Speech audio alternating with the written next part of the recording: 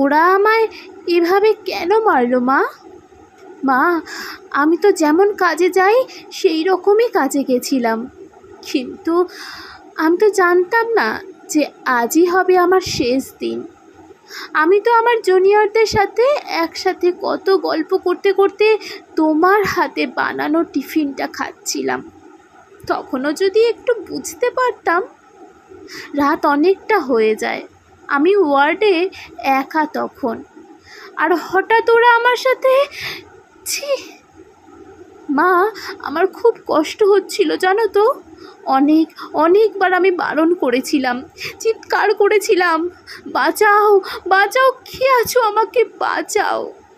কিন্তু কেউ আমার চিৎকার, আমার আর্তনাদ শুনতে পায়নি জানো তো মা।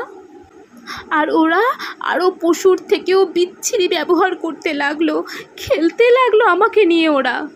আমি ওদের হাতে পায়ে পড়লাম জানো তো।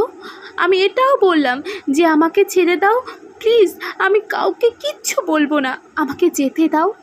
কিন্তু ওরা আর আমায় তোমার কাছে একবার যাওয়ার সুযোগটা দিল না তোমার কোলে শেষবারের মতন মাথা রাখতে দিল না শেষবার তোমার হাসি ভরা মুখটা দেখার ও শেষ বিদায় জানানোর সুযোগ। আমার গলা টিপে ধরে নিজেদের সর্বশক্তি দিয়ে আমার গলা চেপে ধরে জানো মা। আমি অনেক কষ্টে চেষ্টা করি বাঁচার, কিন্তু হয়তো আজ ভগবানও চায়নি যে আমি হয়তো বেঁচে থাকি। ওই পশুদের শক্তির কাছে আমি হেরে যাই, আমার গলার হাড় ভেঙে যায়। ওরা আমায় ওভাবেই ওখানে ফেলে রেখে চলে যায় ওই বিবস্ত্রভাবে। সকালে সবাই আসে, কিন্তু এ কি, আমি কারোর সাথে কথা কেন বলতে পারছি না? তোমাকেও দেখতে পাচ্ছি, তোমায় কত করে ডাকছি, তুমি শুনতে পারছো না কেন মা আমার ডাক? ও মা গো, এই তো দেখো দেখো না মা।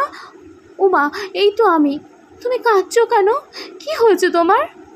ও মা, দেখি মা সামনে একটা লাশের দিকে তাকিয়ে হাউ মাউ করে কাঁদছে। লাশটার মুখ দেখতে পেয়ে আমি শিউরে উঠি।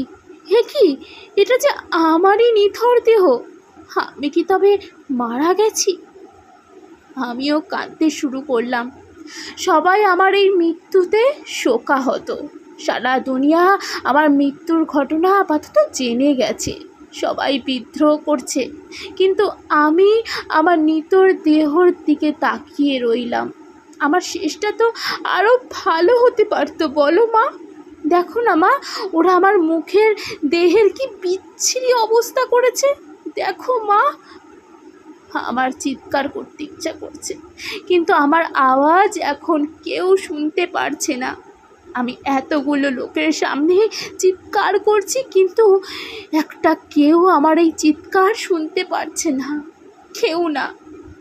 কেউ খারাপ চোখে দেখবেন না, এখানে মৌমিতা ম্যাডামের ইমোশনটি তুলে ধরার সূক্ষ্ম প্রচেষ্টা করেছি। মৌমিতা ম্যাডামের হয়ে একটু লেখার চেষ্টা করলাম, হয়তো তিনি আরও কিছু বলতে চাইতেন। Justice for doctor Moumita.